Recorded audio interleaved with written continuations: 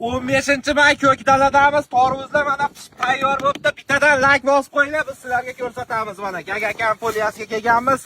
Bu poliyada yilda torvuz pishibdi. Ko'kdaladan desa chetga kelaverasizlar. Torvuz hamisha bor. 100 gektardan ochiq akamiz torvuzi bor ekan.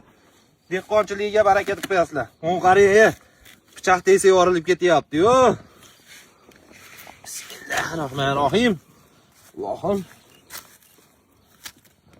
o'zing barakasini bersin. Dehqonlarga, dehqonchiliklar yaxshi bo'lsin. Bu durra nima turibdi? Mana pichoqni atgan turibdi.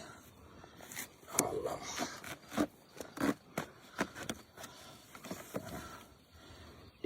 Ko'rib ko'zing quvmaydi bu torvuzlar. Yozni torvuzi bilan bir xil. Bismillahirrohmanirrohim. O'n qarang. Ya Alloh. Keling jigar torvuz yeymiz. Buni yetishtirgan odamlar qo'llari dard ko'rmasin. Bismillahirrohmanirrohim. Yangilik hech ko'rmaylik, yomonlik. Suvli juda ham mazali torvuz ekan. Xudo xolasa 10 gektar mana shu teplitsalarda torvuzlar tayyor. Vaza sotilyapti. Dehqonchilikka baraka.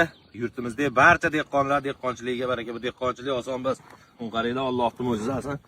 Bitta palayda mana shunaqa torvuzlar pishib turibdi. Munqariylar 10 kilo, 15 kilolik. Sog' bo'ylar, salomat bo'ylar. Mana shu torvuzda yashirin bo'lib yuraveringlar. Like bosib qo'yinglar.